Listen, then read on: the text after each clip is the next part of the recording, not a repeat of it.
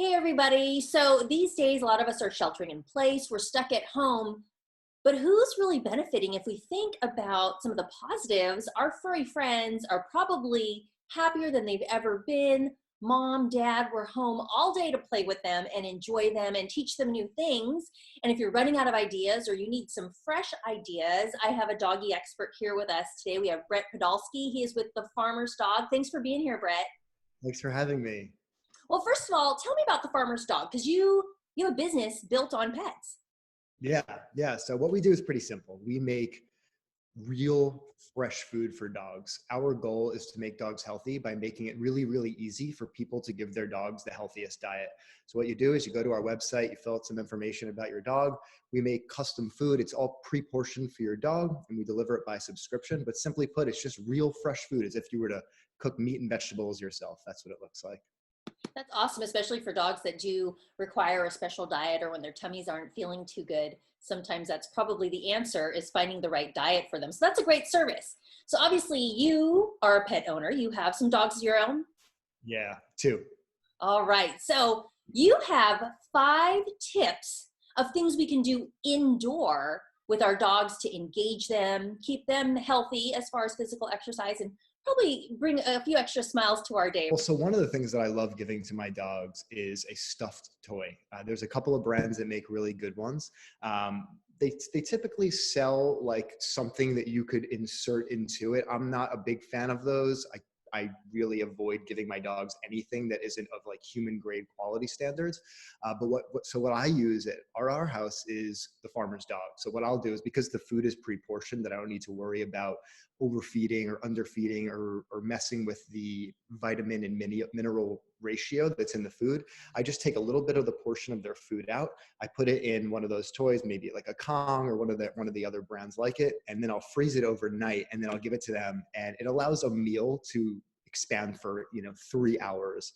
So that's something that they absolutely love. Another really fun thing that you could do in the house is play fetch. Personally, my dogs won't do it. They'd rather just play and wrestle with each other. So fetch doesn't work for me, but a game that does work for me in lieu of it is tug. They absolutely love it. Sometimes I'll get like a rope in each hand. I'll put it in both their mouths, and then we just kind of just fight over it for a while, and it drains them like so well, and then they're out for hours. Another thing, if your dog doesn't play fetch or you don't have a backyard, I personally live in an apartment building in New York, but we have stairs, which is an amazing thing. So I'll go all the way to the bottom with them of the building, go in the stairwell, and then we go up the stairs together. And then we'll go in the elevator, we go down, and then we go up the stairs again. Make sure you don't go down the stairs with your dogs, because that's high impact on their joints. And I have big dogs, so you really want to be careful with doing any high impact games on their joints.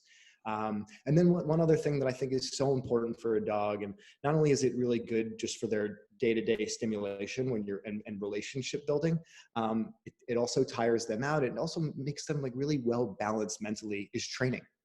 I think it's so important to train a dog, and allows them to have a much better life themselves, because you could bring a dog that's well trained pretty much anywhere. So we do a lot of really fun like training games. One thing that I think is really important is to teach a dog to like stay in a place. We call it place. Some people say go to bed, and it works amazingly when somebody comes to the door. Right now we're getting a lot of deliveries, of course, and when somebody comes to the door, if you say place to your dog, they're not running to the door. Personally, I have 2 Rottweilers, so when somebody comes to the door and sees those 2 charging the door, they're out of here. So place has been really, really, really helpful for us. The games that you're playing with them, how do you know that the dog is happy? What are some signs we can look for to know that what we're doing with them are activities they really enjoy? Well, for one, obvious, the main telltale is literally their tail. And you generally see if they're coming back to play more. My dogs will actually initiate games that I've played with them like once or twice, and then they'll come over to me like with that toy and try to initiate it with me. So that's always an easy way of knowing. But you could generally just tell by their demeanor whether they're enjoying something or not. So look for those cues. And then you mentioned, portion control. A lot of times when we're doing these games, they want treats. They're looking for their rewards, along with a lot of us worrying about gaining weight during this shelter in place time. How do we know when it's okay to give the treats? When should we stop? I mean, is it okay to give them a little extra during this time?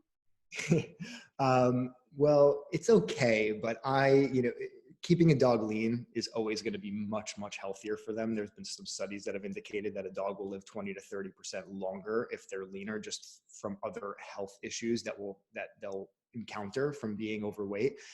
So I always recommend using treats that are really, really low in calories. You could basically open up your refrigerator and cut up any vegetable that's safe for a dog to eat. One of my dogs is a big fan of water cookies, aka ice, and it's a 0-calorie treat for them. One of the main reasons why you want to avoid treats, of course, is to avoid making a dog overweight. But on the other side, dogs are eating complete and balanced diets, which means they're getting not only food that has all of the vitamins and minerals that they need, but also in the perfect ratios to each other. And when you start adding a new ingredient or a new food to their diet or a treat to their diet that might be high in a certain nutrient, it could throw off the balance of their diet. That's a good point. And also, you mentioned tricks. Are dogs ever too old to learn a new trick? No. I have an 8.5-year-old dog that I'm teaching new stuff to all the time. And That's she's awesome. just like she did when she was a puppy. And like I said, I know the doggies, our little furry friends, are really enjoying some of this extra time with their humans. Brett, I want to thank you for sharing these great tips with us. How can people get more information about the Farmer's Dog, and also stay up to date with you and maybe any of those dog tips you have? Oh, well, you can go to thefarmersdog.com is our website.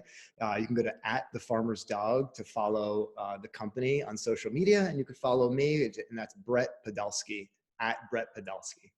All right, Brett, thank you so much again for all these great tips. It's nice to look at the lighter side and see the ones that are really benefiting with our pets. You know, they're the ones who are going to keep us smiling through this time. So thanks so much for joining me. Thank you so much for having me. All right, you stay safe. You too. Thank you.